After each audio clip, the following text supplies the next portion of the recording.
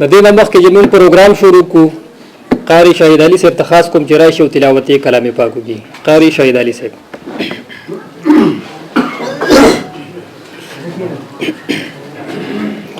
أعوذ بالله من الشيطان الرجيم. بسم الله الرحمن الرحيم.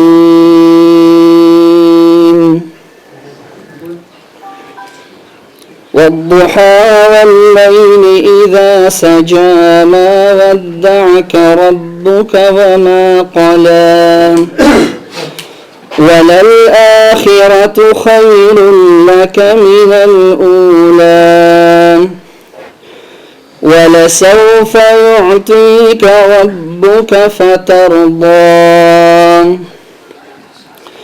ألم يجدك يتيما فآوى ووجدك ضالا فهدى ووجدك عائلا فأغنى فأما اليتيم فلا تقهر وأما السائل فلا تنهر وأما بنعمة ربك فحدث. صدق الله العظيم.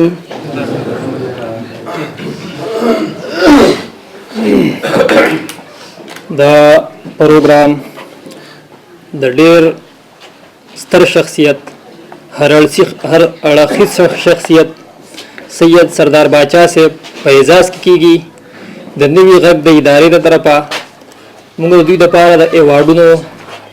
چې یو د نوي غږ د ادارې د طرفه دی، یو ایوارډ د ډاکټر صاحب د کلینیک د طرفه دی. نو انشاءالله موږ یو څو د کلي مشران چې هغوی راشي او خپل تاثرات دلته وړاندې کړي. د ټولو نه مخکې سید اشفاق الرحمن باچا صاحب ته خاص کوم چې راشي او خپل تاثرات ستاسو سره شریک کړي. سید اشفاق الرحمن ایډوکیټ.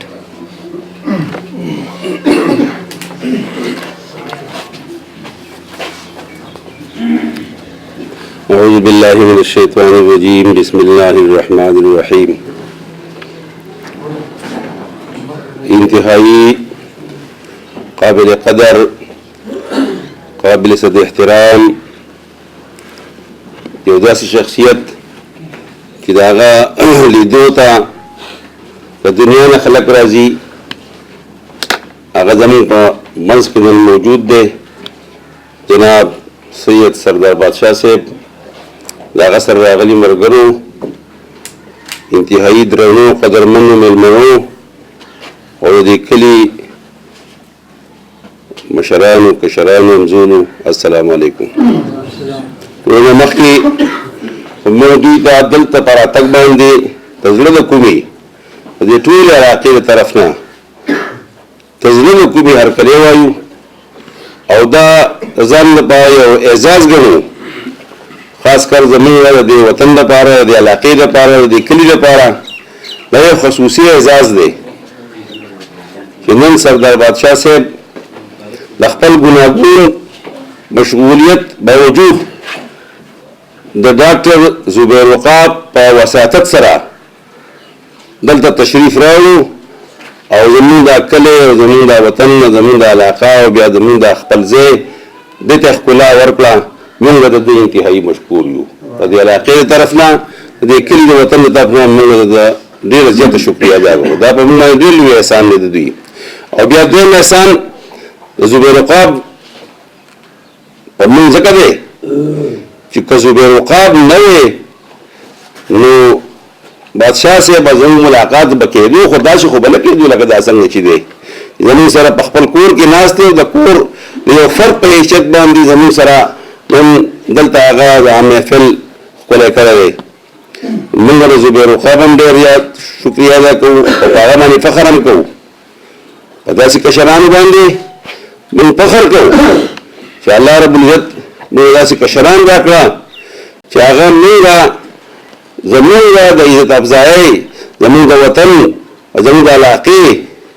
د نوم چوتول لپاره الله پاک هغوی چون کړه د هغه هم ډېره شکریه ادا کوو او هغه ته دعا هم کوو چې الله پاک هغه له نور هم قابلیت ورکړي حاکم نور ځای پیدا کړي ځکه چې زبیر عقاب که موږ ته د خپل کلي یو کشر ښکاري موږ زبیر عقاب په ادبي دنیا کې زموږ د دې کلي زموږ د وطن د دې ټولې علاقې نوم یې ښکاره کړو او د هغې زنده مثال دا دی چې نن زموږ یو بین الاقوامي شخصیت چې هغه موږ له ځان نه ګڼو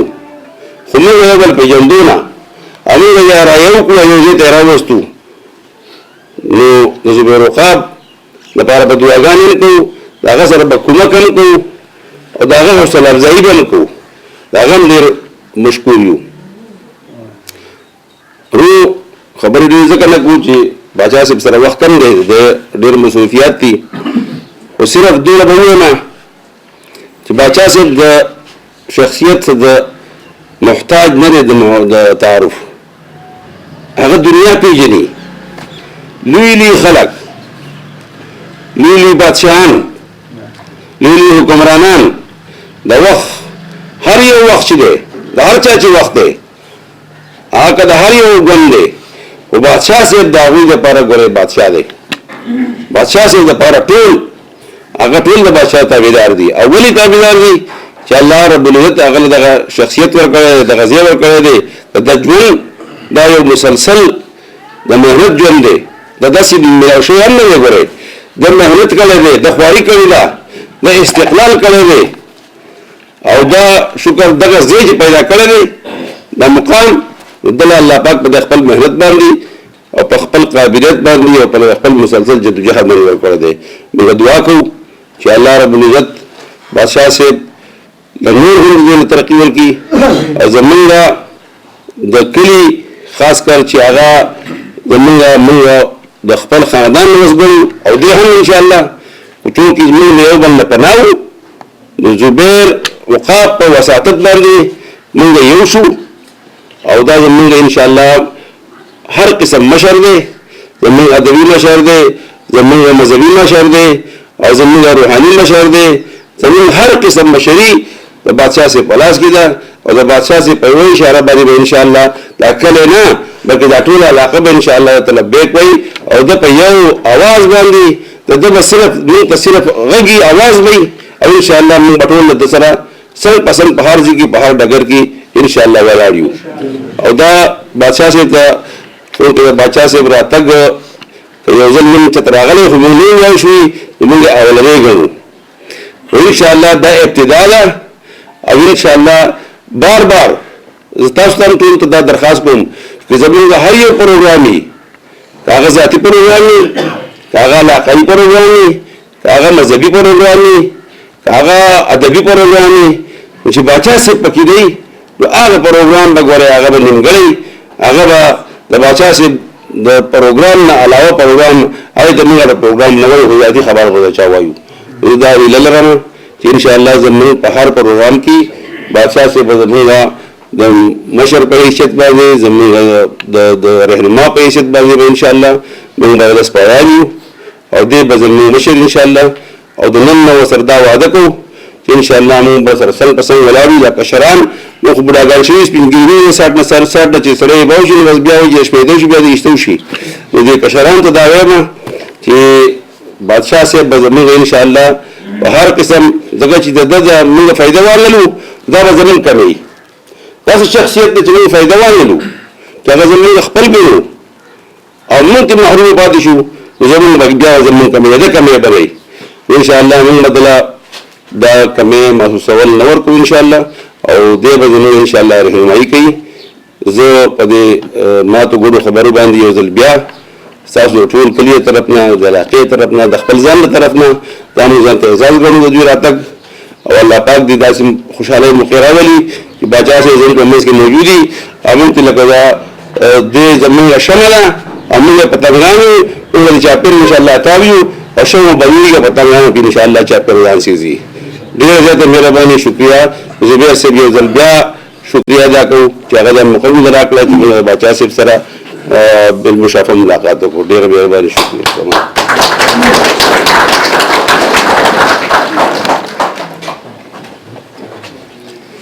د ناظم صاحب د خبرو نه پس پرنسپل سید مشتاق الرحمن صاحب ته خاص کوم جرای شو خپل تاثرات وړاندې کړي. مشتاق الرحمن صاحب.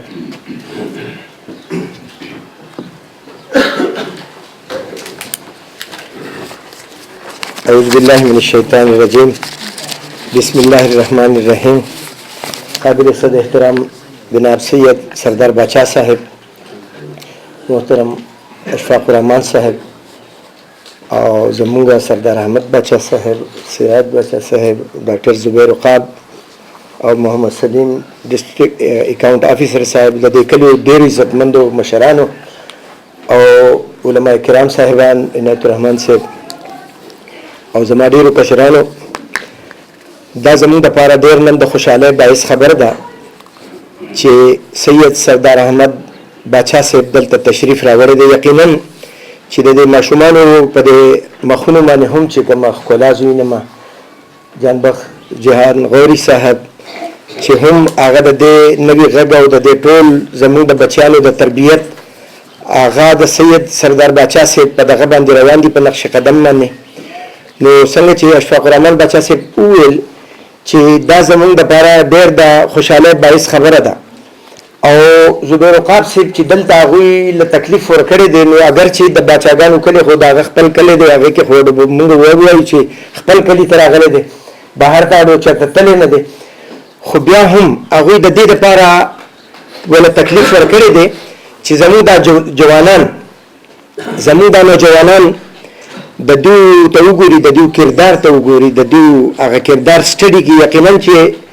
تاسو ته مخامخ کېنولو، تاسو په نیټ باندې د دوی دغه وګورئ چې دا یو علاقایي یا صوبایي یا زموږ قومي شخصیت نه بلکې عالمگیر بهترین زبردست بین الاقوامي شخصیت دی او د دې دپاره تکلیف کړی دی. هغوی ته پته و چې دا د باچاګانو کلی دی، چې د دوی نه هم دقه شان زبیر عقاب دلې جوړ شي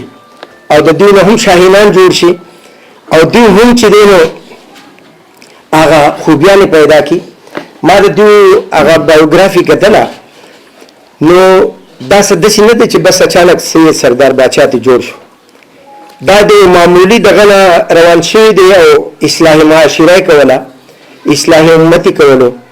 او د دې دنیا د دې سرکار او د دې قسمه قسم چې دلته ظلمونه کېږي، بې انصافۍ کېږي، د هغې د ریمو کولو دپاره، د هغې د اصلاح دپاره خپل هغه ټول صلاحیت چې دی نو هغه وړاندې کړی دی. او په سرکاري ډوټه کې هم د اماناتو او د ایماندارۍ او د استقامت او نه د دباوېدو نه د نه جوکاوېدو هغه تاریخي رقم کړی دی. دا آسان کار نه چې ستا سره یو قلم په لاس کې دا سرکاري ملازم هم پاتې شوی دی او د داسې د ربپتیانو، کروړپتیانو او د خربپتیانو د هغو اډیټ چې دی نو هغه یې کړی دی، خو په هغې کې چېرته د دوی عزم او استقلال چې دی نو هغه نه دی متزل شوی. نو دا ډېر لوی دغی نو چلته پیرته اصلاح هغه کړی دی. بعضې خلک خبرې خو کولی شي، خو چې کله پې په خپل ازمایش راشي نو بیا د هغې مثال نه. ما د دوی یو دغه کتلو نو وایس اف امریکا ته انټرویو اخیستل، نو هغوی چې تاسو دا خبرې کوئ نو دا څنګه دی، دا خو ډرامه ده او خاکه ده او دغه ده. هغو ته نه، ما په پریکټیکل لایف کې دا ټول هر څه ثابت کړي دي او دا ټول مې د خپل ملک د ځوانانو ته او د معاشرې ته ښودلي دي. او غالبا د دوی دغه بچي نه الطاف نه و آصف آصف نو چې دا په دغه قلم په دغه باندې دا اغوا کړی شو، هغه مافیا هغه کم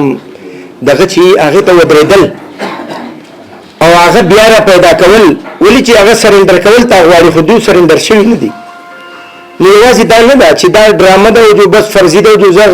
خلک به وایي چې ډرامه خو هر څوک دغه کولی شي، اگر چې هغه هم کول ډېر ګران کار دی. هغه کردار پیش کول انټرنیشنل لیول د هغې کوالټي هغومره دغه کول، نو یقینا چې مونږ به د دوی هغه کردار ته سلام پیش کړو او مونږ زبیر عقاب صاحب چې کوم دغه اخلاص کړی دی د هغه هم ډېره شکریه ادا کوو. چې څنګه اشفاق الرحمن بچا سے بو فرمایل چې دا به اوس موږ دی پرې دینا ان شاء الله تعالی بار بار برازي هر وخت برازي او په دې کسانو کې به ټیک سید سردار احمد بچا به موږ پیدا کوي بل او نور به خلک راوچتوي چې هغه هم داغه دوای خو لري کنه کردار ستایل وشي او د بي بي سي نه هم شي چې کافران دي هغه خو زموږ ستایل نه کوي خو چې هغه کوي ستایل نو دا کې واقعي دغه دیو هغه الفاظ زمانه نه یریږي چې به د بهر ملک کې کم خلک د اسلام ال تشتري خو مسلمانان نشته دي یعنی نظام یادوي چې باغی کې هغه شان د انصافي نشته او دلته مسلمانان شته دي خو اسلام نشته دي نو دا یو ډېر نقطه فکریه ده زموږ لپاره چې څنګه موږ مسلمانان یو دلته اسلام نشته دي تاسو دا قتل غارت دا بے انصافي دا ظلم دا ګرکپه دا هر قسم دورنګي او دغه د دوی په لار اوس راتلل موږ سره روان یو چې دا ناله به پخپله صفا کو دا به پخپله ټیکو نو کومه دې ته پته مشو چې به دنیا دا چلیږي په پخپله روان نه نه موږ الله تعالی چې د کم دغه لپاره پیدا کړی خپل حفاظت هم کول انفرادي هم حفاظت کول اجتماعي هم حفاظت کول او امت غشان هم پیدا کول او نظام هم پیدا کول اسلام هم را پیدا کول چې خلک محسوس کی چې واقعي یقینا چې کافران په دیو د مسلمانان کې چې موږ ته په لار کې ولاړو ویل چې هغه دې ته ګوري ډاکټر ذاکر نائک هغه خپل پروګرامونه چې پیش کړي عجیب عجیب سوالات ته هغه نه کوي نو که چرته موږ صحیح مسلمانان شي او واقعي دا کتاب کې چې کوم تعلیمات دي نبی رسول صلی الله علیه وسلم هغه په ځان کې پیدا کړل نو ما د دې لپاره هغه دغه شعرونه کتل نو پاره کې یو شعر کې دا مفهوم دی چې دا لولکه چې دنه دا په کاغذي ګل باندې نه کینی کاغذي ګل باندې لولکه نه کینی ګور دوی جانور دی خو هغه په کاغذي ګل باندې نه کینی نه دا غنه خوشبو ذکر ډیر خسته ګل څوک جوړ کی کنه نو دا د یو ګل دی زموږ د لپاره زنده ثبوت دی چې په ټول دنیا کې د اسلام پیغام هغه تعریف او دغه خلکو کوي چې واقعي دی د اصلاح معاشره د لپاره هغه خپل ډرامو کې د ګډاګانو د فحاشه او د وریانه او د ګندګو هغه ډرامې خو ډېر خلک دی وته خو پاک او صاف ذهن تخلیق کول هغه خلک راوچتول او هغه دغه تر تیارول دا چې دین او هغه شان دی نو زما تاسو نه درخواست دی چې د دې ځګي دراتګ د دې موجودګي او د دې تکلیف دا کوم پیغام دی موږ ته چې موږ د هم هغه شان خوبي پیدا کو هغه شان خوشبو پیدا کو او هغه شان عملی اسلام چې کله موږ ته مقلل شي او موږ هغه خپل کردار ثابت کو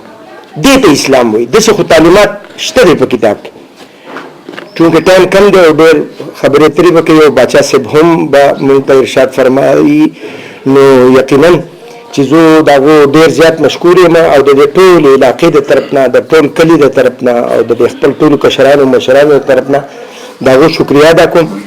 او د زبیر وقاص صاحب بیا خصوصا چې هغه دلته راوستل دی او تکلیف ولورکو دا ډیر لوی خبره ده ان شاء الله تعالی دوبا زمون د کشرانو سره کشري او د مشرانو سره مشري او زمون د بچو راهنمایي وکړي او الله تعالی دې زمون د دې په تعلیماتو چې کوم اسلامي تعلیمات دي هغه باندې د عمل کولو توفیق راکړي واخر دعوانا الحمدلله رب العالمین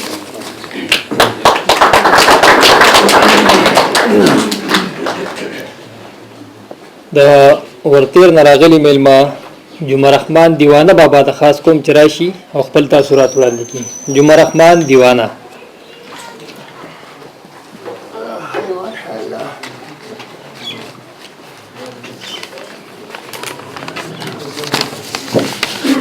نحمده ونصلي على رسوله الكريم اما بعد اعوذ بالله من الشیطان الرجیم بسم الله الرحمن الرحیم اما په دې محفل کې محترم او قدرمنو ملمنو او د دې کلی میا بنګوري مینا کو السلام علیکم زمو په دې محفل کې کوم قدردان ملما سید سردار بادشاہ صاحب تشریف فرما دي زه ورته د زړه په مینه او اخلاص هرکلی وایم زه د باچا صاحب د عواملو نه خبرم خو چې کله ما ته زبیرقاب صاحب د باچا صاحب د ژوند په افکارو مشاغلو لیکل شوي کتاب راکړو او ما ولوستو واقعي چې باچا صاحب د ډېرې ستاینې قابل احترام دي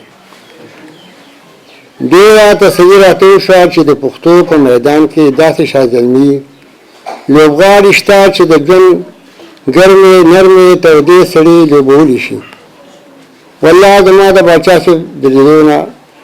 لیدو ته ډېره مینه پیدا شوه عقاب صاحب ته مې وویل کله چې ته د باچا صاحب ملاقات ته ځې که ژوند به ملګرتیا وکړه زه به در سره ځم الحمدلله هغه ملاقات مې د میا بنګوړې په کلي کې مقرر شو زړه چې غواړي هغه وشي زړه قرار شي زړه چې غواړي هغه وشي زړه قرار شي لکه سر چې د دوی پیټې وزګار شي افسوس زما سره داسې الفاظ نشته او نه داسې قابل بیان یم چې د باچا صاحب او عقاب صاحب د ستاینې وړ شم څوک رنګونه رنګارنګ جمال لغواړي څوک رنګونه رنګارنګ جمال لغواړي څوک په خاورو کې جمال کمال لغواړي او چې بلال په تور رنګ باندې افضل کو دغه رنګ د جنت حوري خال لغواړي څوک رنګونه رنګارنګ جمال لغواړي څوک په خاورو کې جمال کمال لغواړي چې بلال په تور رنګ باندې افضل کو دغه رنګ د جنت حوري خال لغواړي خاموشي د ګل عادت ته صفت نه دي خاموشي د ګل عادت ته صفت نه دي خوشبوئی د ګل صفت ته عادت نه دي او په خوې باندې خوشرنګ بدرنګ یادېږي په خوې باندې خوشرنګ بدرنګ یادېږي خو خوونه د هیچا وراثت نه دي والسلام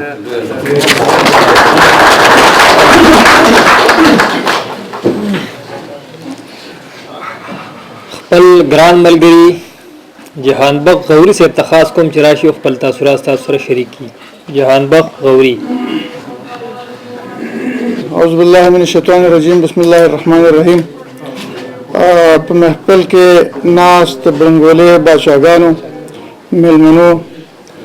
وکیل صاحب او د محفل درون ملما قدرمن ملما سید سردار باچا صاحب د کلی ته د علاقې ته د ملکن په کنډور اوختېدو د دیر په خاوره د باچاګانو په دې قدرمن کلی کې ته مونږه هر کله ستړي مشو وایو سلام درته پیښ کوو نو چې کله عزتمند ډېر مشرانو خبرې وکړو د کشرانو خبرې بیا چې یې خون نه کوي بهرحال زه به د خپل کشروالي په حیث سره د خپل وړوکوالي دوه درې خبرې باچا صاحب ته وړاندې کړم نو چې کله واړو تقریبا داسې د سکول کالج په زمانه کې د 80 1995 90 په دوران کې نو اکثر به په کلی په بیٹکونو کې به ټي وي ګانو دا بلیک اینڈ وایټ په هغه کې به ډرامې راتلې په هغه ډرامو کې به کردار او چې کله به د سلیم په روپ کې کله به د سردار باچا په روپ کې او موږ به هر کار خپل غوا خپل میخه خپل شوتل خپل ډکه خپل پټه هر کار به موږ قضا کوو خو هغه ډرامو به موږ په شوق کته ولې هم کته ډرامې خبرې ما ټولې هېرې دي تاسو به هم کتلې په هغه کې به د کردار انتهایی منفرد داسې کردار وو چې د انسان روح او ضمیر په مطمئن کېدو چې په دې معاشره کې څومره بد اخلاقۍ دي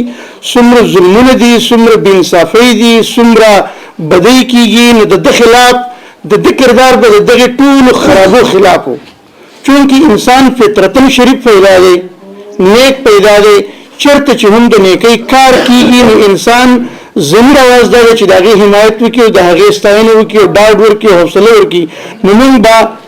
لاشعوري طور باندې د سید سردار باچا د کردار سره او د دغه ډرامې سره مینه کوله اگر چې نن سبا د ټي وي او د ډرامې او د فلم او د دغه شیشې هغه کردار او وقت د خلکو په نظر کې پاتې نه دی نن چې د باچا صاحب سره په دې کلي کې د سیدانو د باچاګانو په دې درون کلي کې د دومره د عقیدت او د احترام اظهار کیږي، بنیادی وجه دا ده چې په دغه شیشه، په دغه ټي وي، په دغه ډراما، په دغه باندې چې د کوم کردار لوبولی دی هغه منفرد دی، هغه بې مثاله دی، د ستاینې وړ دی، د تعریف وړ دی. موږ له حوصله ورکوو، مبارکي ولې ورکوو چې د سیدانو د کورنۍ نه ستا تعلق و، خو تا خپل فرض پوره کړي دی معاشرې د اصلاح، او نن موږ په تا ویاړ کوو، فخر کوو، د خپل زړه طرفه دته ډالۍ پیش کوو چې تا دومره نوموړی انسان وي چې پښتانه در باندې ویاړ کوي. زه ډاکټر صاحب خپل ملګري لا زبیر قابل هم داد ورکوم، او داد دل په دې ورکوم، ما ته خودونه پته نشي، ما کتاب کتلی دی، خو داد دل په دې ورکوم چې د دې غریب کلی نه، د دې سردرونه، دا بچي، دا زبیر، دا عقاب دې پاسېدلی دی، او یا په 400 کې، یا په پېښور کې، یا په پښتنو کې د یو سړي او د یو شخصیت د کردار په بنیاد سلیکشن کړی دی چې دا د معاشرې مصلح سره دی، اصلاح کوونکی سره دی، د کردار منفرد دی، د اعمال منفرد دی. زه د سره د خپل مینې اظهار کوم، مینه ورسره څنګه اظهار کوم، د دې کتاب په شکل کې ورسره کوم.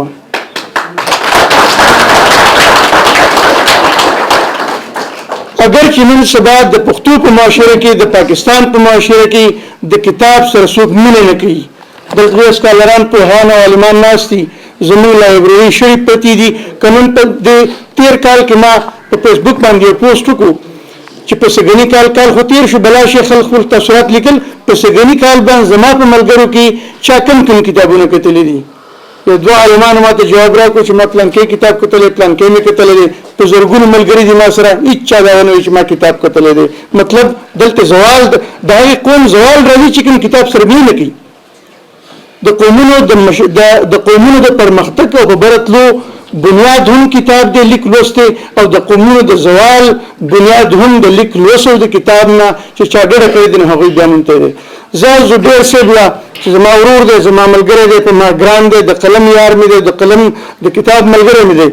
زه له ډاډ ورکوم، حوصله ورکوم، او شاباسي ورکوم چې تا کم از کم د د خاورې نه خپل حق ادا کړی دی. یو خبره خپل ګټه وټه اخلي، په رسالې لګي، خپل ګټه وټه اخلي، په کتابونو باندې لګي، او دې محفل ته وګوره. نن سبا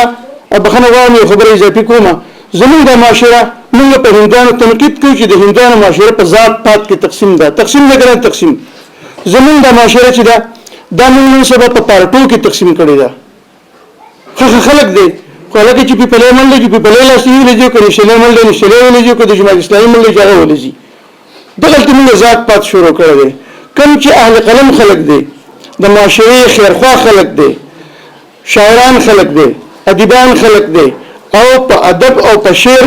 فنکاران خلک دی، اداکاران خلک دی، ګلوکاران خلک دی. دا د معاشرې هغه خلک دی چې دا د نفرتونو نه پاکي، دا د جنګونو مذمت کوي، دا د ناانصافۍ مذمت کوي، دا د بدنۍ مذمت کوي، دوی خیر خوښوي، دوی امن خوښوي، دوی معاشرې له خیر لټوي. دې محفل ته وګورئ، په دې کې زما په خیال سره داسې قدرمن مخول او جوسې زیږي چې ما په کال کې نه دي لیدلي. دا کریډټ ټول زبیر قابل دي چې دا محفل دا غن کو دومره قدرمن شخصیات هم د خپل کلي ته راوسته، او د هغې نه علاوه موږ د یارانو دوستانو سره هم میلاو کوو. دا د ذات پات نه، دا چې دی د نفرت نه، د کرکې نه لرې محفل دی، دا خالص د مینې د محبت محفل دی. نو زه ورته پاک ډالۍ کوم. بلکې دا کلی چې کوم دی بلنګوله، دا د باچاګانو کلی دی. نن سبا خلک په باچایۍ باندې مرګ کوي، روان دی په که نه دی په دې ملک کې. دا خانداني باچاهان دي ټول، او دا بیا زمونږ د علاقې د مشرۍ کلی دی، او د ټولو ډلو ټپلو مشران دلته دي. نو زه دوی ته ریکویسټ کوم، او ریکویسټ او سوال زما دا دی چې دوی ټیک ټاک د هغې د شاملۍ د کنډو نه ونیسه، د تودې چینې کنډو پورې چې څومره شول کې تاسو د مشرۍ په رتبه باندې چې د دې کشرانو، د هغې کشرانو چې هغه د قلم سره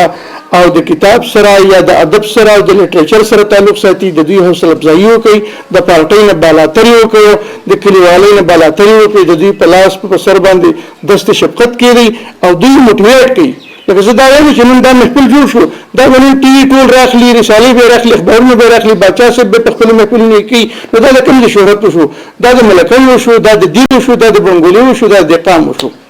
نو لهغه زه خپل خبرې راغونډوم باچا صاحب ته دې ځکه ته په اتک باندې ډیر زیات چې دی نو هر کله د زړه تله او دا ته مو چې سلسله باچا صاحب په ونو کې چنار یو نه ونه ده او د چنار د ونې لاندې په زرګونو خلک راځي ته په دې پښتنو کې یو چنار شي لهذا ته یوازې د پیښورو د 400 حق در باندې نه دی باچا صاحب په تا باندې زموږ د دې غرونو د خلکو هم لږ ډېر حق شته لهذا زموږ هم سرپرستي وکړه ځکه چې په دې غرونو کې د کار ونې چې دي د کار ونې د په ځنګلو کې نختر شو چنار شو دیار شو دا ټول په غرونو کې په ښار کې قیمتي ونه نه خدای ولې ذکر پاتې شي د چې دا چې تاسو ټي وي ته مخ نه کې دا شیشې ته مخامخ شي د اخبار ته مخامخ شي دا ضایع شي دلته په کندو کې په غرونو کې په ځنګلو کې ضایع شي لهدا زموږ تاسو هم سرپرستی وکړي وکیل سره شپږ بچا ته مهم وي نو بچاګان ټول تاسو ناسي زه بخنه غواړم د کشر په هیڅ رقمانه سره غلطي کوتاهي شي دا غي بخنه تاسو ټول د محفل مبارک محفل دی ټول مبارک شه خیر باد اوسئ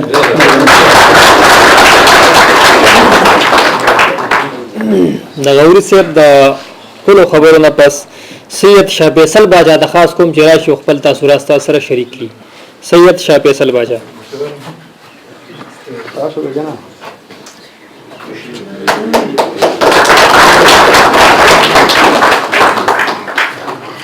اعوذ بالله من الشیطان الرجیم بسم الله الرحمن الرحیم ډېر درون قدرمن میلمه جناب سید سردار باچا صاحب نور زموږ ډېر استاد محترم جناب مشتاق الرحمن صاحب وکیل صاحب سلیم صاحب او ټول نور میلمنو زموږ د کلي نه راغلي کشران مشران السلام علیکم بس خبرې چې سوې هغه تقریبا زموږ د مشرانو ټول وکړې څه پکې پاتې نه شو او بیا جانبه حسرت سره هم داسې الفاظ استعمال کړه چې زموږ خو پکې د وینا څه پاتې نه شو خو زه هم دغه د هغه یو څو الفاظ وایم چې کله چې د پرایویټ چینلو داسې الغار نه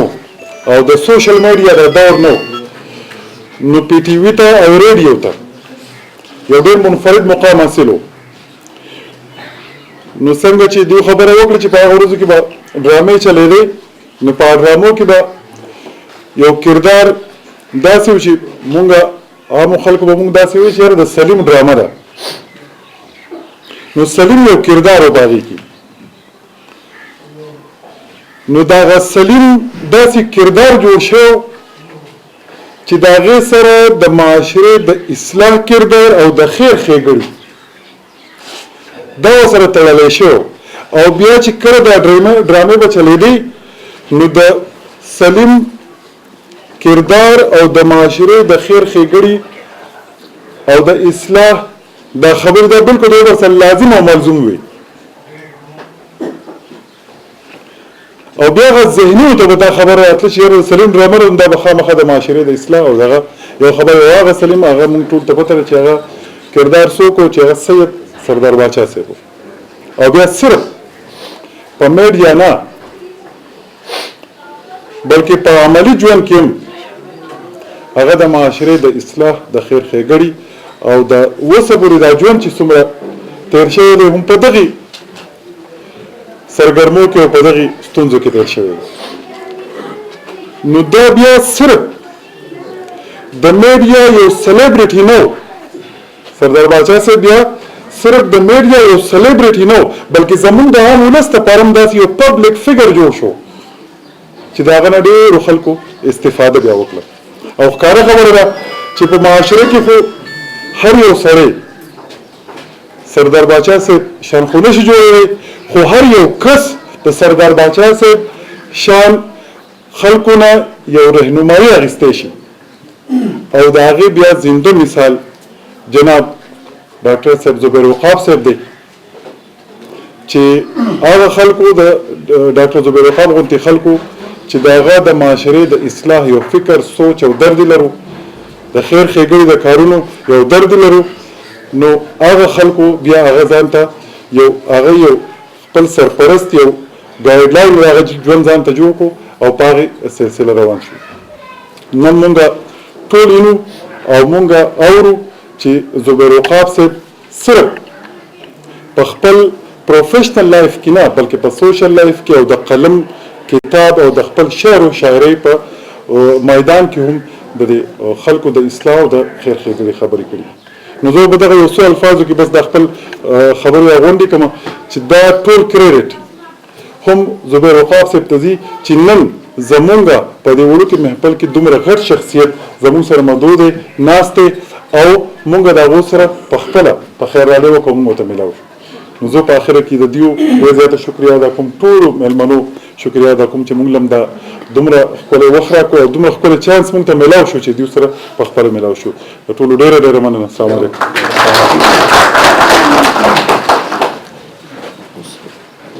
د خپل ګران مشر د آواز ملکن نائب صدر ناموس خان ناموس صاحب ته هم خاص کوم چې راشي او خپل تاثرات تاسو سره شریک کړي. ناموس خان ناموس. اعوذ باللہ من الشیطان الرجیم بسم اللہ الرحمن الرحیم. زما ډیرو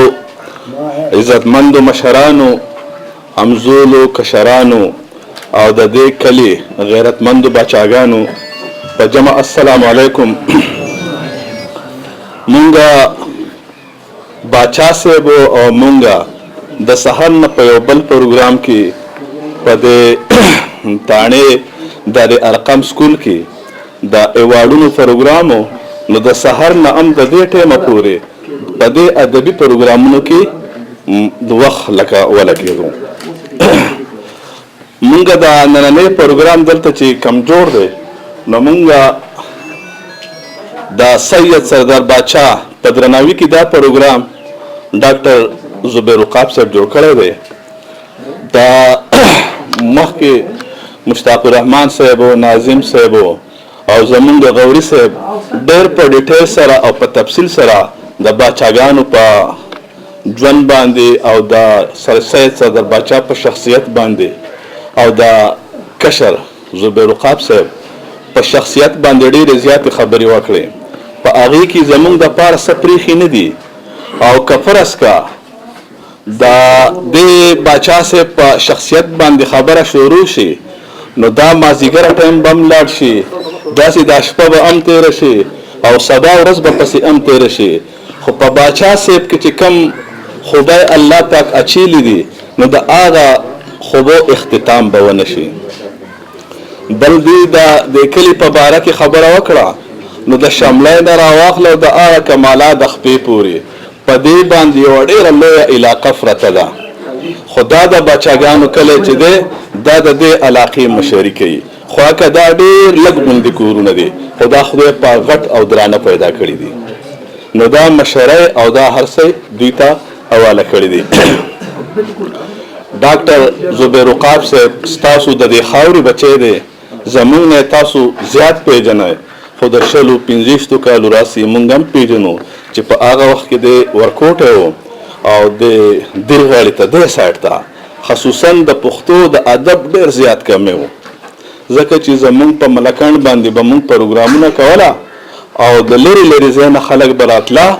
او دا ادبي پروګرامونه به کېدله خو زمونږ د دې به پکې د نش برابر دغه و. بیا د یو څو کالونه په دې خوا په خادګزو کې یوه ټولنه جوړه شوه او دا د دې کسانو په محنت او په برکت باندې هغه ټولنه نن چې دی نو نن دا د خاوره د ادب په لحاظ باندې دومره مخکې شوې ده چې هغه د دې ادب په خاطر باندې تاسو ته داسې شخصیت اجروي چې نن ستاسو په مخ کې دا دي ناست دي. نو زه ډېرې خبرې کول نه غواړم او نه دلته د راتلو په موډ کې وم بلکې ما ته د ملګري اشاره م وکړه خو د دې نه مخکې ما ته داسې ډېره څه پته نه وه نو بس زه به بیا په اخري کې یو سلام تاسو ته وکړم او الله راځئ مهرباني. السلام علیکم.